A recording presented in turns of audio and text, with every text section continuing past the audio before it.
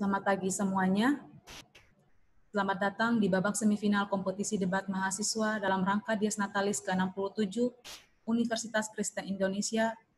Perkenalkan, nama saya Matilda Mou, di sini akan bertindak sebagai petugas dalam ruangan pertandingan kali ini.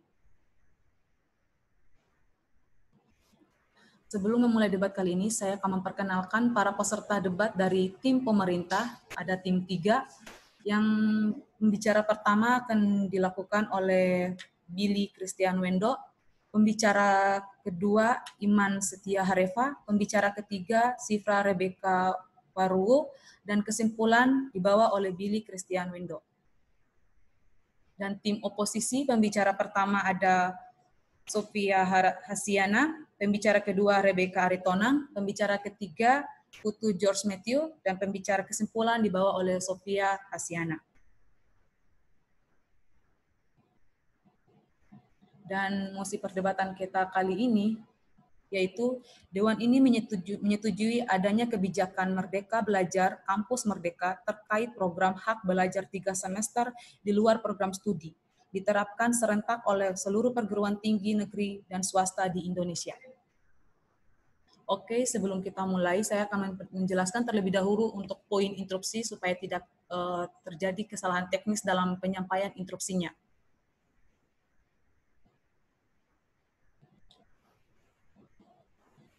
Untuk poin instruksi, dalam menit pertama akan diketukkan 1 kali spidol yang menandakan instruksi sudah diperbolehkan. Dalam menit kedua akan diketuk 2 kali spidol yang menandakan mohon maaf sebelumnya. Dalam menit pertama akan ketukkan sekali spidol yang menandakan instruksi sudah diperbolehkan, dan menit keempat ketukan kedua spidol yang menentukan instruksi sudah tidak diperbolehkan. Dan untuk setiap pembicara dalam menit pertama sekali ketukan spidol diperbolehkan instruksi, dan menit keempat 2 kali ketukan yang artinya udah menandakan waktu telah selesai, udah menandakan waktu tinggal 1 menit lagi, dan menit kelima yang akan menandakan ketukan selanjutnya menandakan kalau waktu pembicara telah selesai. Apakah para delegasi sudah paham? Baik, cukup paham. Terima kasih. Oke, terima kasih. Mbak, saya mau nanya. Ya, silakan. Untuk instruksinya nanti dalam berbentuk chat atau langsung? Langsung aja. Iya. Oke, terima kasih. Baik, dengan tidak membuang-buang waktu, langsung saja saya mempersilahkan pembicara pertama dari tim pemerintah untuk menyampaikan argumentasinya. Dipersilakan. Baik, salam, selamat pagi dan salam sejahtera untuk kita semua. Saya pembicara 1 dari tim 3. Izinkan saya untuk menyampaikan argumen saya, di mana mosi pada debat kali ini yang diangkat adalah Dewan ini menyetujui adanya kebijakan Merdeka Belajar, Kampus Merdeka terkait program hak belajar 3 semester di luar program studi, diterapkan serentak oleh seluruh perguruan tinggi negeri dan perguruan tinggi swasta di Indonesia. Kami dari tim Pro setuju dengan mosi yang diangkat kali ini, di mana kami akan memulai argumen kami dengan dasar teori kami, yang seperti kita sudah ketahui bersama, dan sudah banyak banget yang tahu, berdasarkan penelitian seseorang profesor di Harvard, bahwa Indonesia memerlukan hingga 128 tahun untuk mengejar ketertinggalan kualitas pendidikan dengan negara maju. Artinya, secara umum, Indonesia masih tertinggal dalam sistem pendidikannya seperti itu. Nah, kemudian, dalam mosi kali ini kami mengangkat kata kunci yaitu Kampus Merdeka, di mana kita ketahui bersama ada kebijakan-kebijakan yang terdapat di dalam Kampus Merdeka. Kebijakan-kebijakan tersebut adalah, pertama itu keleluasan pembukaan program studi baru, kemudian sistem akreditasi perguruan tinggi yang bersifat otomatis dan sukarela. Kemudian yang ketiga itu kebebasan bagi perguruan tinggi menjadi badan hukum tanpa terikat akreditasi. Keempat itu kebebasan 3 semester atau setara 40 SKS bagi mahasiswa untuk pembelajaran di luar SKS seperti itu. Kemudian, menurut Promada, masih terdapat kesenjangan kualitas pendidikan yang di Indonesia sekitar 4.670 perguruan tinggi dan 8 juta perguruan mahasiswa di Indonesia. Berarti kita masih timpang seperti itu. Oleh karena itu, tugas selanjutnya adalah bagaimana mendorong peserta didik atau mahasiswa agar cepat adaptif dalam dunia kerja dan mencari solusi untuk program studi yang belum optimal diserap dunia usaha. Seperti itu.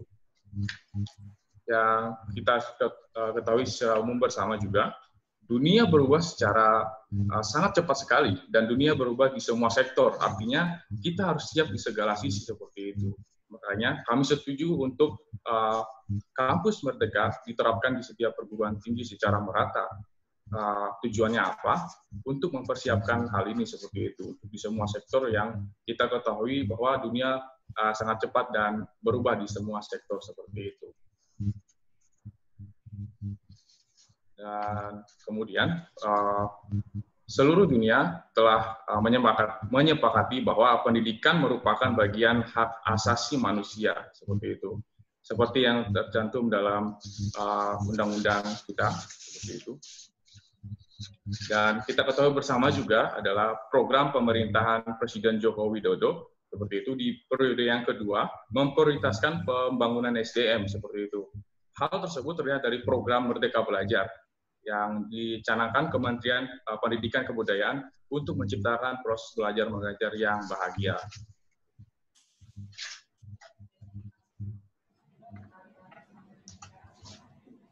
Kemudian, terdapat banyak sekali pertanyaan sebenarnya untuk apakah Indonesia mampu menerapkan kampus merdeka ini seperti itu. Apa sih paradigma-paradigma yang terjadi di dalam kampus merdeka jika kita terapkan seperti itu? Prinsipnya adalah perubahan paradigma pendidikan ini lebih otonom. Artinya ini menciptakan pembelajaran yang inovatif untuk setiap mahasiswa atau perguruan tinggi untuk menciptakan suatu SDM yang unggul seperti itu. Ya, terima kasih. Itu saya sudah selesai. Terima kasih. Sekian argumen saya.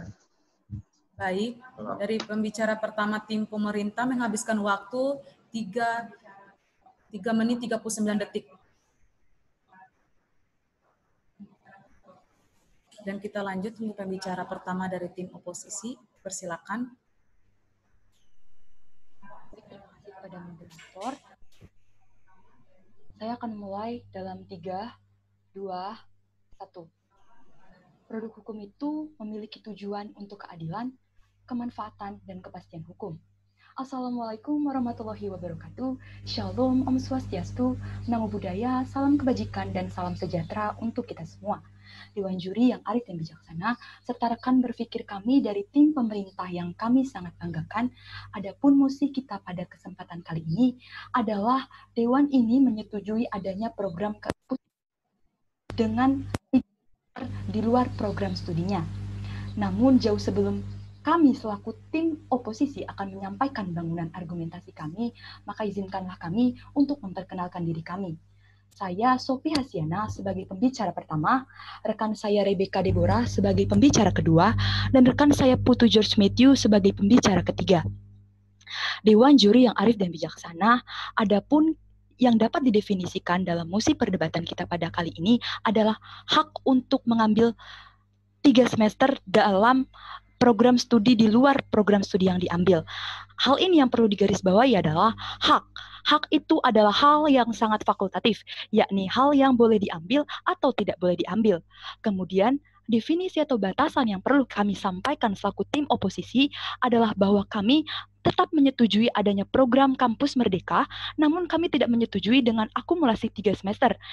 Sedangkan yang kami setujui adalah adanya 2 semester, di mana 2 semester ini adalah 2 semester kesempatan untuk mengambil program studi yang sama dengan apa yang diambil di kampus asalnya di luar universitas, di luar asal dari kampus berasal. Kemudian Dewan Juri yang arif dan bijaksana, sebelum kami masuk ke dalam titik poin bangunan argumentasi kami selanjutnya, izinkanlah kami untuk membidas apa yang telah disampaikan oleh tim pemerintah, yakni disampaikan bahwa adanya kesenjangan antara perguruan tinggi, baik perguruan tinggi swasta maupun perguruan tinggi negeri yang ada di seluruh wilayah Indonesia. Tentunya hal ini merupakan fakta empiris yang terjadi di Indonesia yang tentunya selaku tim oposisi menyadari bahwa hal ini tidak dapat diberlangsungkan secara cepat. Tentunya harus ada riset yang mendalam untuk melangsungkan kebijakan tersebut. Kemudian Dewan Juri yang arif dan bijaksana masuk ke dalam titik poin urgensi kami, yakni yang pertama, bahwa Peraturan Kementerian Pendidikan dan Kebudayaan nomor 3, 4, dan nomor 5 tahun 2020 dinilai sangat cepat dikeluarkan dengan tenggang waktu pengeluaran serta sosialisasinya yang terhitung hanya dalam hal bulan. Hal ini menandakan bahwa pemerintah kurang realistis dalam hal meriset atau mendalami kebijakan yang telah dikeluarkan tersebut.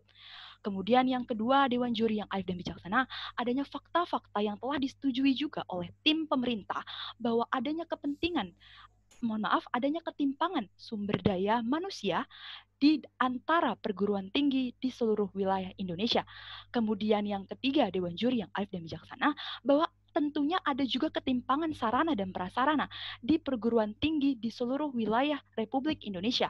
Dan yang selanjutnya, Dewan Juri yang arif dan bijaksana, adanya kondisi ekonomi serta kondisi sosial di perguruan tinggi di seluruh wilayah Indonesia yang dinilai sangat timpang keberadaannya.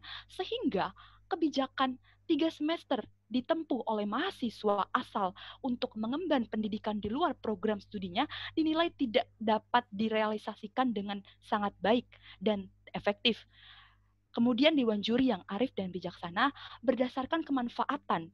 Ketika kita mau meninjau apakah ada kemanfaatan terhadap kebijakan kampus Merdeka 3 semester ini, kami selaku tim oposisi dengan tegas menyatakan kiranya tidak ada kemanfaatan yang signifikan dengan embel-embel atau dengan tujuan adanya peningkatan mutu pendidikan di Indonesia.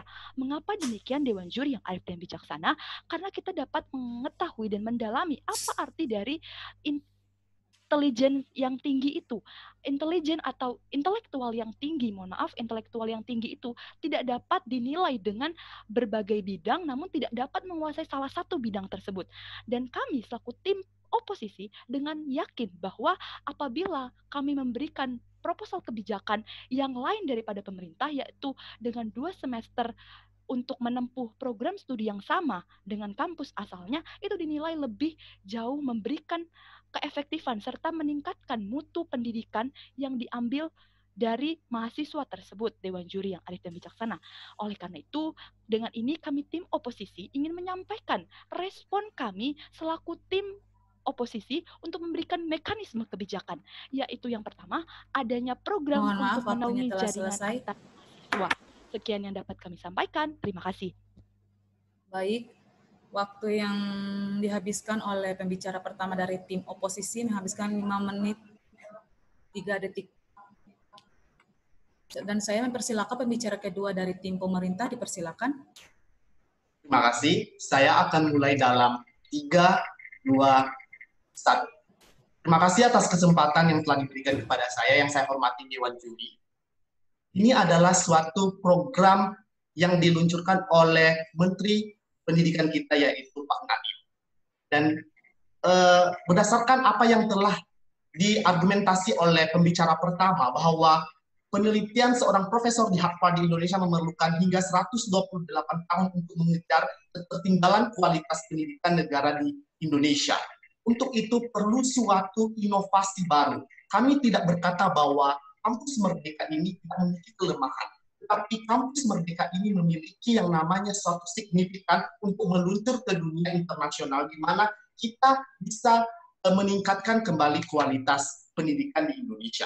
Kemudian, kita dari tim oposisi mengatakan bahwa asumsi-asumsi kekhawatiran yang mendalam bahwa di perguruan perguruan tinggi di Indonesia ada kesenjangan yang telah disampaikan oleh pembicara pertama kami juga mengatakan bahwa adanya kekhawatiran tersebut agak berlebihan.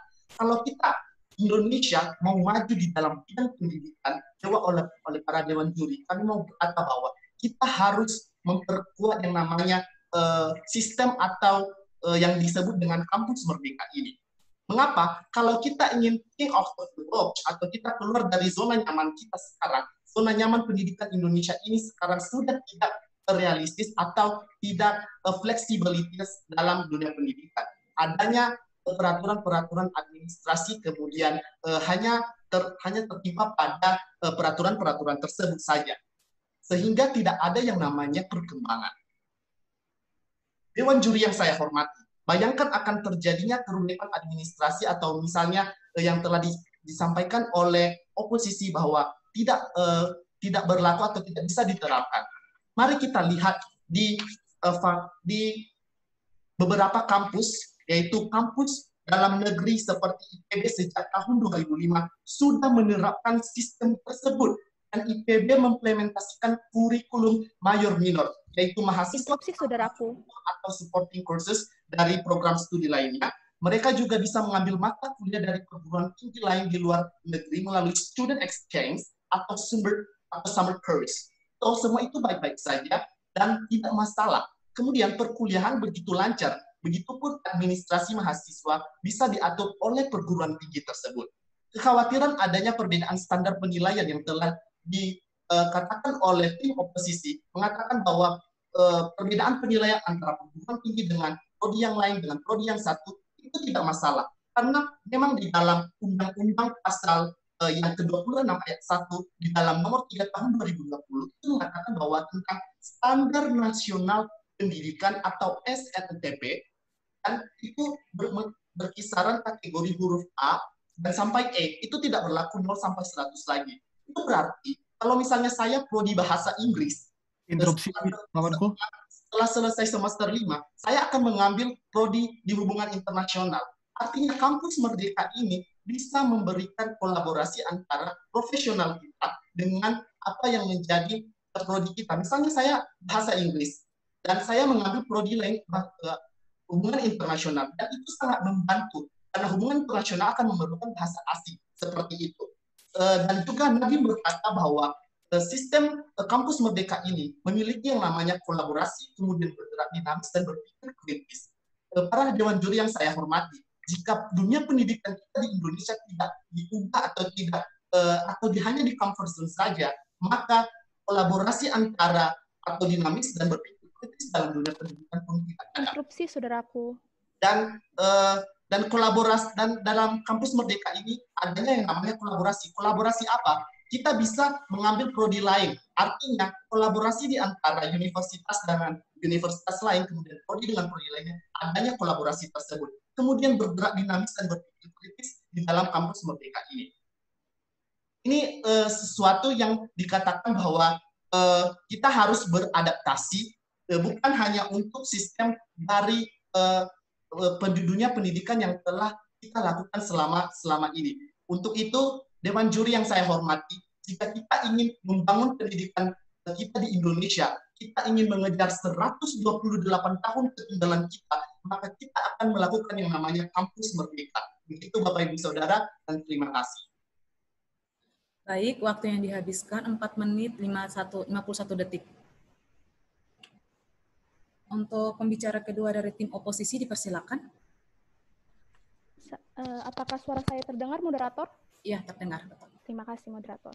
Saya akan mulai berbicara dalam hitungan 3, 2, 1. Hodimihi Kras Tibi. Ketimpangan dan ketidakadilan yang menyentuh perasaan tetap tersimpan dalam hati nurani rakyat. Dewan Juri yang arif dan bijaksana, sebelum kami masuk ke ranah argumentasi kami, izinkan saya memaparkan 3 kekeliruan dari kawan berpikir kami.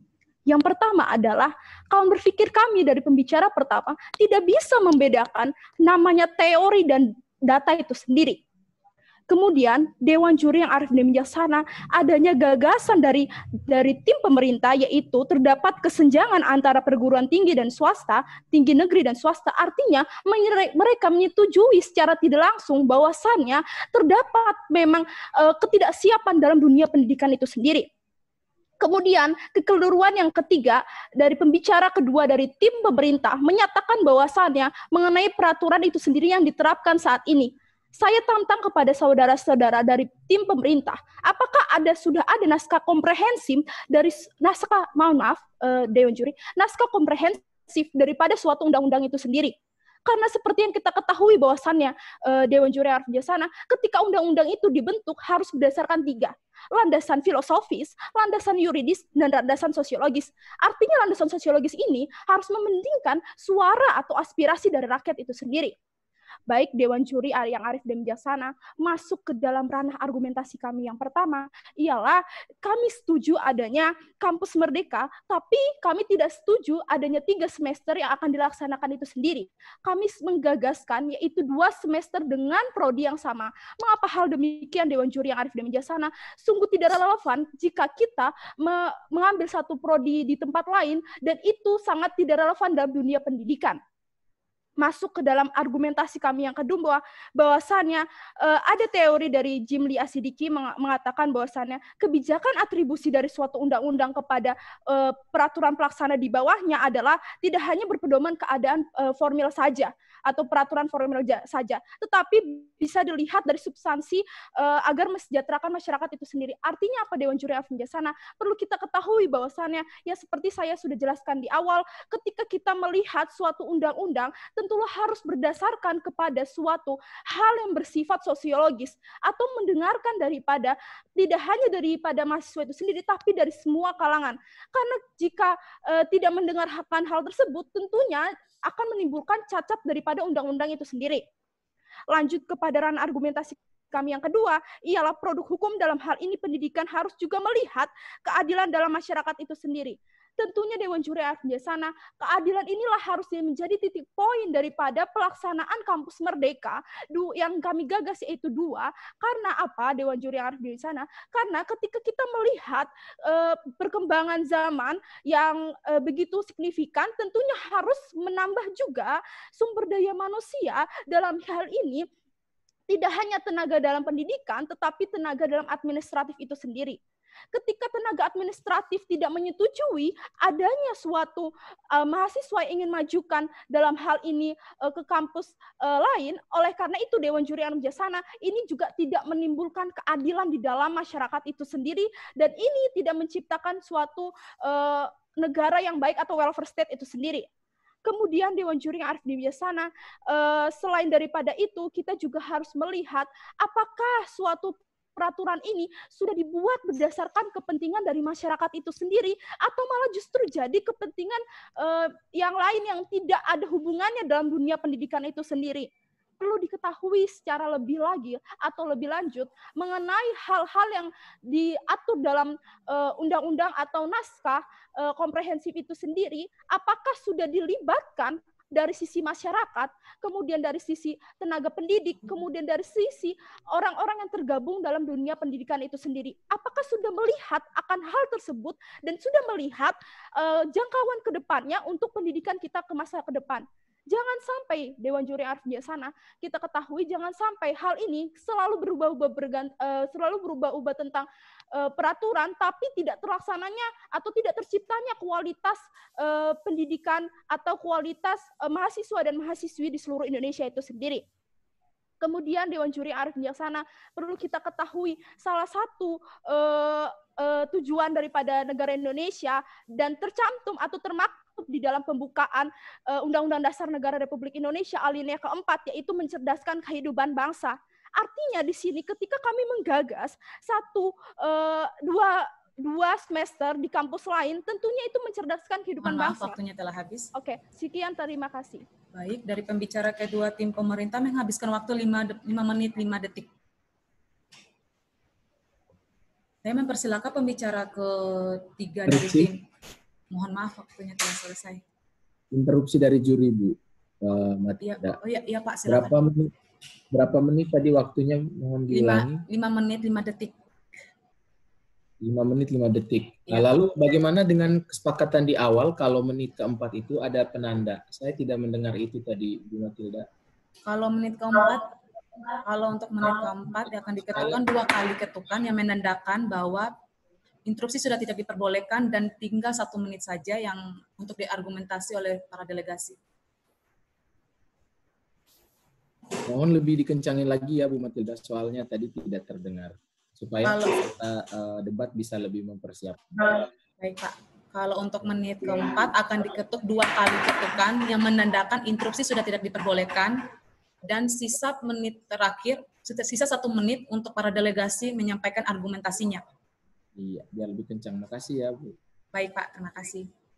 Saya mempersilahkan pembicara ketiga dari tim pemerintah. Baik, terima kasih untuk waktu dan kesempatan yang diberikan kepada saya sebagai pembicara ketiga. Sebelumnya perkenalkan saya Sira Rebeka Waru sebagai pembicara ketiga dari tim pro pemerintah. Untuk menegaskan dan memperkuat argumen yang dari kedua rekan kami, pembicara 1 dan pembicara 2 dari tim pro pemerintah, kami setuju dengan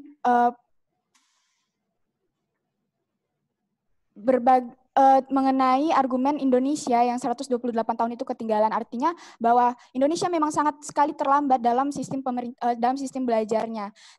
Kemudian dengan perkembangan zaman dan perkembangan teknologi, Indonesia mulai mengejar teknologi itu dengan mengadakan program Kampus Merdeka, yaitu untuk memperluas sistem belajar. Untuk memperkuat argumen ini, Kampus Merdeka ini bisa kita lihat sekali banyak dukungan dari berbagai pihak, contohnya saja dari BI Bank Indonesia sendiri, yaitu Peri Warijio menyampaikan bahwa program Kampus Merdeka ini merupakan wujud kontribusi untuk menciptakan sumber daya manusia yang unggul di era digital. Kemudian dukungan sendiri dari Bank Indonesia, yaitu Bapak Peri Warijio, mengatakan bahwa dia akan memberikan kesempatan untuk mahasiswa di perguruan tinggi Indonesia untuk mengikuti program integrasi yang telah dirancangkan, yaitu meliputi aktivitas pembelajaran, proyek penelitian, dan pengalaman bekerja. Jadi ini sudah menjamin dari program Kampus Merdeka sendiri. Kemudian solusi yang bisa kami dari tim pemerintah berikan yaitu yang pertama, Indonesia atau pemerintah harus siap menghadapi tantangan demi tantangan yang baru di era sekarang, apalagi dengan program baru yaitu Kampus Merdeka. Yang kedua, harus adanya inovasi-inovasi baru, ide-ide baru, sehingga program Kampus Merdeka ini dapat berjalan dengan baik. Lalu yang keempat adalah pemerintah dan masyarakat, yaitu pimpinan setiap universitas harus memperkuat program baru ini, yaitu dengan mendukung setiap kebijakan-kebijakan yang telah Kementerian Pendidikan dan Kebudayaan Nadiem Makarim diajukan. Kemudian yang keempat adalah kita harus siap beradaptasi dengan setiap program-program baru yang akan pemerintah laksanakan. Lanjut, kita akan demikianlah yang bisa pembicara 3 sampaikan. Terima kasih. Baik, untuk pembicara ketiga menghabiskan waktu 2 menit 27 detik. 2 menit 27 detik. Langsung saja saya mempersilakan pembicara ketiga dari tim oposisi, dipersilakan. Kepada yang terhormat moderator, saya akan memulai berbicara dalam hitungan 3, 2, 1. Dewan juri yang terhormat, suatu hal yang sangat disayangkan bahwa rekan berpikir dari tim pemerintah hanya mengagung-agungkan adanya fakta bahwa 180 tahun merupakan tenggang waktu yang diperlukan untuk mengejar adanya ketinggalan pendidikan. Namun Dewan Juri yang terhormat, perlunya kita ketahui bahwa pengejaran 180 tahun itu sendiri tidak dapat dilakukan secara tergesa-gesa seperti halnya pembentukan program Kampus Merdeka dan Belajar Merdeka ini sendiri. Mengapa sedemikian rupa Dewan Juri yang terhormat? Akan kami uraikan satu persatu. Rekan berpikir kami dari pembicara 2 tim oposisi telah menjelaskan beberapa teknis dan landasan substansial dari argumentasi kami, dan izinkanlah kami untuk secara lebih lanjut menguraikan mekanisme mengenai bagaimana kami menyanggah dan tidak menyetujui adanya program Kampus Merdeka yang dilaksanakan sebanyak 3 semester. Dewan Juri terhormat, perlu kita ketahui bahwa pembicara 1 dari tim kami menyatakan bahwa Permendikbud nomor 3, nomor 4, nomor 5, dan nomor 7 tahun 2020 merupakan landasan normatif dari program Kampus Merdeka ini. Namun yang perlu kami tegaskan kembali Dewan Juri yang terhormat, keempat peraturan ini diundangkan pada April 2020, sedangkan sosialisasinya adalah pada bulan Juli 2020 yang diikuti langsung oleh salah satu pembicara dari tim kami dalam hal LKMPM itu sendiri. Yang perlu kami tekankan di sini Dewan Juri yang terhormat, dengan melihat tenggang waktu yang sangat singkat tersebut, maka perlu kita ketahui bahwa peraturan tersebut tentunya tidak melalui suatu proses yang komprehensif. Sebagaimana untuk menguatkan pembicara kedua dari tim kami pun menegaskan bahwa suatu peraturan perundang-undangan terutama di bidang pendidikan perlu didukung atau dibentuk berdasarkan evaluasi analisis dan landasan empiris yang tentunya bersifat optimal Dewan Juri yang terhormat. Sehingga dengan cepatnya diundangkan peraturan tersebut, maka tentunya produk itu sendiri perlu ditinjau lebih komprehensif dan tidak dapat diberlakukan dalam waktu saat ini. Kemudian Dewan Juri yang terhormat, rekan berpikir dari tim pemerintah dari tadi mengagungkan adanya fakta bahwa tujuan dari program Merdeka Belajar Kampus Merdeka adalah suatu hal berupa menghasilkan sumber daya yang unggul. Namun belum ada dari rekan berpikir yang juga menyatakan atau mengkaitkan adanya preposisi mengenai Mika yang tadi dijelaskan dalam latar belakang ke dalam perdebatan kita pada hari ini. Sehingga Dewan Juri yang terhormat, perlu kami tegaskan kembali sebagai contoh, Mika sebagai mahasiswa hukum yang belajar di Prodi Hubungan Internasional pada semester 5-nya, merupakan suatu hanya sekedar pertukaran secara formil, namun manfaat yang Mika peroleh belum tentu 100% akan memberikan manfaat bagi dianya saat dia lulus. Mengapa sedemikian rupa Dewan Juri terhormat? Lintas prodi menurut kami merupakan hal yang tidak relevan. Karena kembali lagi perlu kami tegaskan bahwa belum tentu seluruh mata kuliah yang ada di prodi semester 5 tersebut dapat menjadi manfaat bagi si Mika itu sendiri. Karena mengingat kembali bahwa lintas disiplin ilmu itu sendiri juga memiliki cabang ilmu yang berbeda-beda dan cara pandang penafsiran ilmu yang berbeda-beda. Sehingga hal tersebutlah yang menegaskan kami bahwa 2 semester dengan prodi yang sama namun dalam kampus yang berbeda atau dalam sektor industri yang berbeda merupakan cara yang lebih tepat untuk menafsirkan secara lebih komprehensif mengenai hal yang menghasilkan sumber daya yang unggul. Karena mengingat kembali Dewan Juri yang terhormat, yang perlu dimiliki oleh lulusan universitas pada saat ini bukan hanya pemahaman secara teoritis, namun juga keterampilan praktis dan koneksi yang luas. Sehingga untuk melanjutkan atau mengagungkan pembicara pertama dari tim kami pun menawarkan mekanisme adanya organisasi kemahasiswaan yang menaungi Kampus Merdeka dengan 2 semester ini, dalam mana setelah Kampus Merdeka tersebut ditempuh oleh para mahasiswa yang melaksanakan haknya bersifat fakultatif itu sendiri, maka mereka pun dapat memiliki networking yang lebih langgeng dengan murid-murid yang mereka ikut belajar di kampus yang mereka melakukan pertukaran pelajar atau dalam industri dalam mana mereka sedang melakukan kegiatan magang itu sendiri. Kemudian juga untuk melanjutkan apa yang dikatakan oleh pembicara 2 dari tim kami bahwa norma hukum itu sendiri harus bersifat substansial. Dewan Juri yang terhormat, teori yang kami sampaikan bukan hanya mengagungkan salah satu disiplin ilmu, namun yang kami perlu tegaskan di sini adalah bahwa peraturan Menteri Pendidikan ini sendiri tidak sejalan validitasnya dengan Undang-Undang Nomor 12 Tahun 2012 tentang pendidikan tinggi, karena peraturan Menteri ini tidak dapat menaungi atau dengan 3 semester ini tidak dapat memberikan kesejahteraan dan hak pendidikan kepada para mahasiswa, maka kami pun setuju untuk merubah mekanisme ini dari 3 semester menjadi 2 semester. Kemudian Dewan Juri. Waktu telah selesai. Sedemikian pendapat kami. Terima kasih. Baik. Waktu yang dihabiskan oleh pembicara ketiga dari tim oposisi adalah 5 menit 5 detik.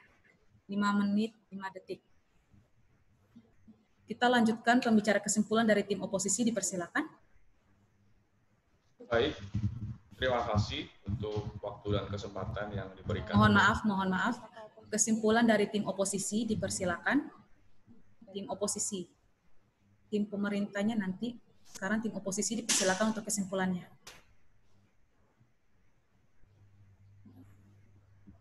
Terima kasih moderator.